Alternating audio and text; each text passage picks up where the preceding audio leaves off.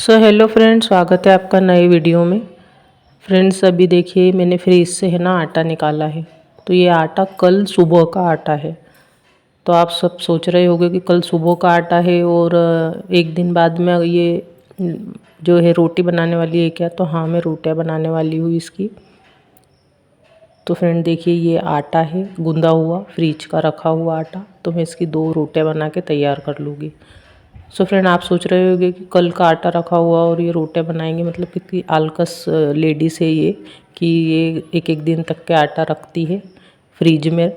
तो ये देखिए 2 रोटियां बन के तैयार हो चुकी है मेरी।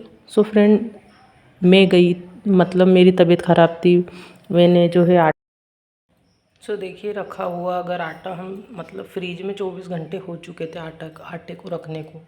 मतलब कल मैंने आटा रख दिया था क्योंकि इतना ज़्यादा पेन हो रहा था मेरी एड़ी में, तो बहुत ज़्यादा दुख रहा था। तो मेरे से पैर तो चले नहीं जाता। तो हस्बैंड ने कहा कि मैं ड्यूटी पे जाते समय तुम्हें पार्लर में छोड़ दूँगा।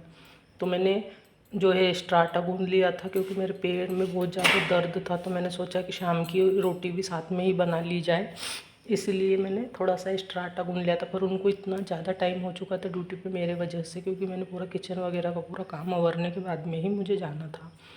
फ्रेंड, बात ऐसी ही थी, इसीलिए मैंने क्या किया कि आटा, उन्होंने क्या किया, गुस्से गुस्से में थोड़ा सा आटा, 2 रोटी का आटा था जो, वो उठाया, बोले शाम को आके बना लेंगे, हम बना लेंगे। इसीलिए उन्होंने गुस्से गुस्से में आटा उठाया और फ्रीज में रख दिया।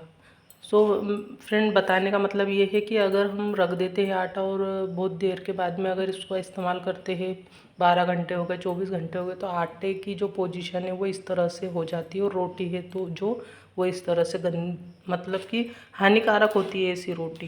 ताज़ा आटा गूंद के अगर हम रोटी बनाते हैं तो फ्रेश रोटी अलग ही दिखती है, और रखे हुए आटे की रोटी है जो वो अलग ही दिखती है। तो देखिए ये इस टाइप से दिखती है। अगर हम कितने भी अच्छे से तेल लगा के अगर उसको अच्छे से भी बनाएंगे तो उसका कलर है जो वो इस तरह से ही काली काली रोटियां बनेंगी। तो ये हमारे पेट के लिए भी हानिकारक है, हमारे स्वास्थ्य के लिए भी हानिकारक है। इसीलिए हमें ये रोटी नहीं खाना भी नहीं चाहिए रखे हुए आटे की गूंदे हुए। और दूसरी बात है कि पितृपक्ष महीना शुरू है तो हमें फ्रीज में आटा बिल्कुल नहीं रखना चाहिए। पितृपक्ष में आटा अगर हम रखते हैं तो नेगेटिविटी आती है हमारे घर में। इसीलिए मैंने ये रोटी जो है, मैंने आटा फेंका नहीं है, मैं ये रोटी 2 रोटी बना लेती हूँ और इस पे गुड़, घी और चावल लगा के गाय को और कुत्ते के लिए रख दूँगी। तो 1 रोटी मैं रखूँगी कुत्ते को और 1 रोटी रखूँगी गाय के लिए।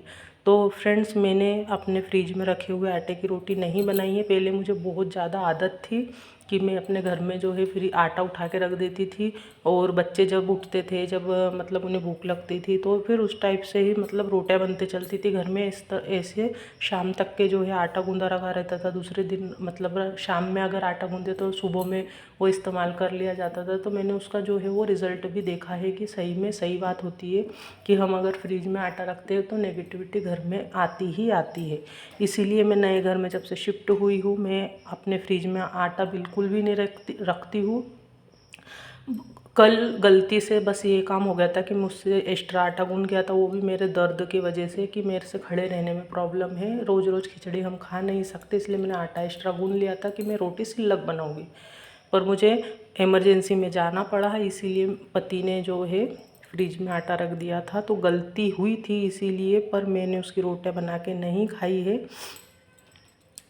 ये रोटियां मैं गाय को और कुत्ते को खिलाऊंगी। फ्रेंड, ये थी आज की माहिती। गुड़ और चावल रखना उसके ऊपर।